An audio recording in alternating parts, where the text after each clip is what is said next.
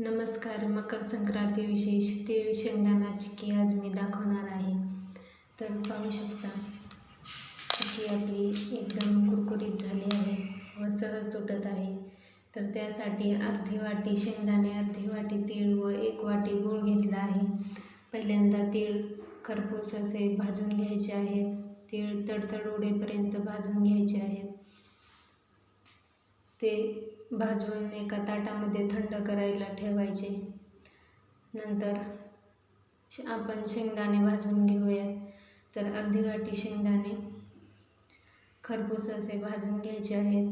शेंगदाणेही व्यवस्थित असे थंड होऊ द्यायचे आहेत. पाहू शकता शेंगदाणे भाजून झाले आहेत. ते एका ताटामध्ये थंड होऊ द्यायचे. तर पाक बनवण्या अगोदर पोळपाट व लाटणे दोन्हीला मी तेल लावून घेत आहे. तर तेल लावल्याने चिक्की आपली पोळपाटाला चिकटत नाही, व्यवस्थित निघते.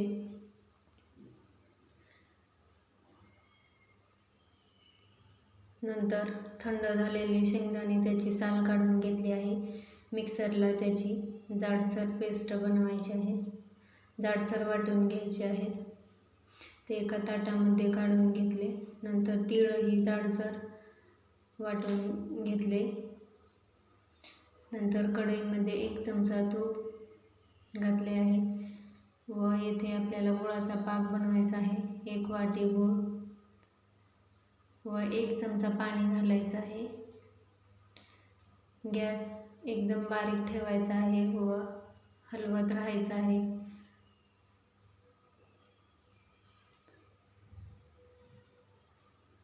तर गुळाला फेस आला आहे. तर आपण पाक चेक करून पाहूया. तर पाक एका जागी न टाकता असा पसरून वाटीमध्ये टाकून घ्यायचा आहे.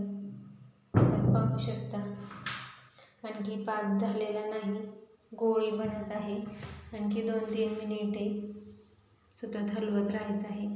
आणखी एकदा मी चेक करत आहे. गुळाचा रंग बदलला आहे. पाक आणखी एवढा व्यवस्थित झाला नाही, आणखी मऊच आहे. तर आणखी 1-2 मिनिटे शिजवून घ्यायचं आहे. गॅस बारीकच ठेवायचा आहे. तर पाहू शकता मी एकदा चेक करून पाहत आहे. आणखी 1 मिनिट ठेवून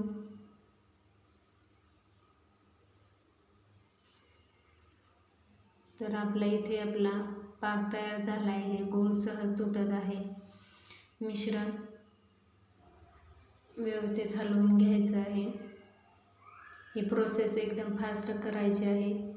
पोळपाटावर मिश्रण ठेवले आहे. वाटीला तेल लावून मी पहिल्यांदा ते व्यवस्थित पसरून घेणार आहे व नंतर लाटण्याने पातळ असं लाटून घ्यायचं आहे.